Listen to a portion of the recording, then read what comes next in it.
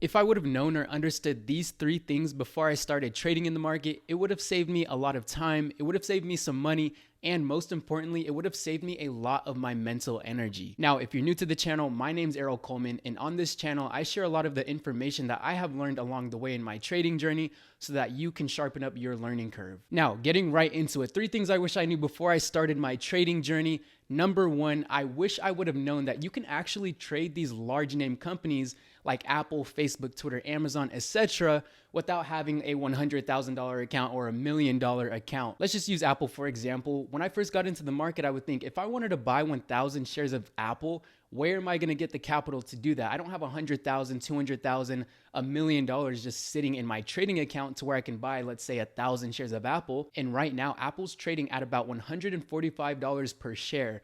So if I wanted to buy 1,000 shares of Apple, that would cost me $145,000. So for somebody that doesn't have a super large account, how are you going to be able to buy enough shares to where if the stock price moves, you can actually make a decent amount? Well, come to find out, you can actually trade something called option spreads. Now, just bear with me for a second. I know one of the first things that come to people's mind when they hear options is risk and how much danger is involved with options. I'm just going to let you know, once you educate yourself a little more and get the right education, you will come to find out that there's actually defined risk strategies that you can use on these stocks for options. And along with the defined risk strategies, there's a specific percentage amount of your account that you should be using in one specific trade anyways.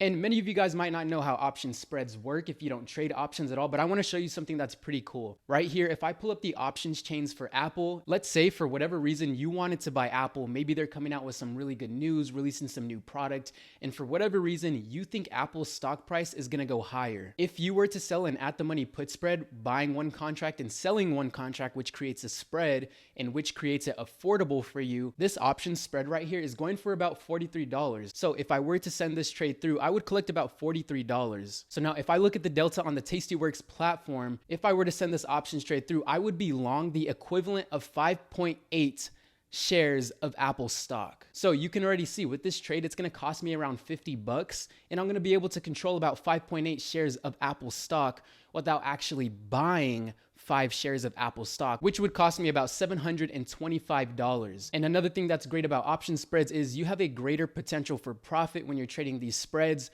rather than just buying the shares. Number 2, when you get into the market, you're gonna feel pretty uncomfortable putting on some trades, especially if you're doing it for the first time. But one thing I'm gonna tell you is along the way, you're just gonna have to get comfortable being uncomfortable. You're always gonna have that feeling of uncertainty and not knowing what's gonna happen, but that's just something you're gonna have to get over. And I think you'll start to slowly get over it with experience.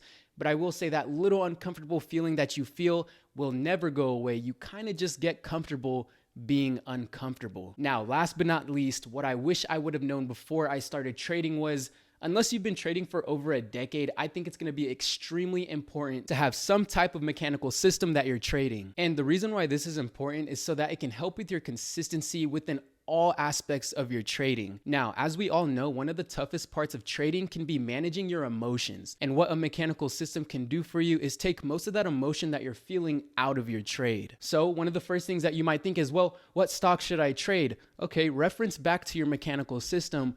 What criteria of stocks do you trade for your system? Now, having a mechanical system will help you decide which stocks you should be trading.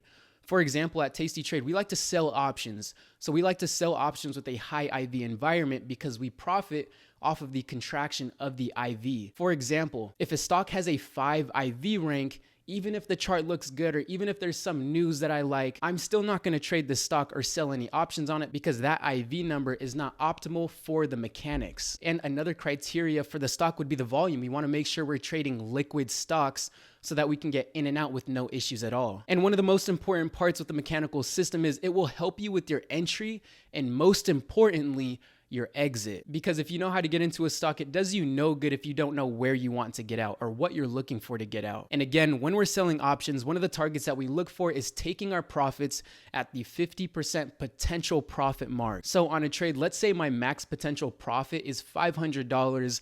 That means in the trade, when it hits $250, I'm going to take profit. And some might ask, well, where do you get these numbers within your mechanical system, like the 50% potential profit mark?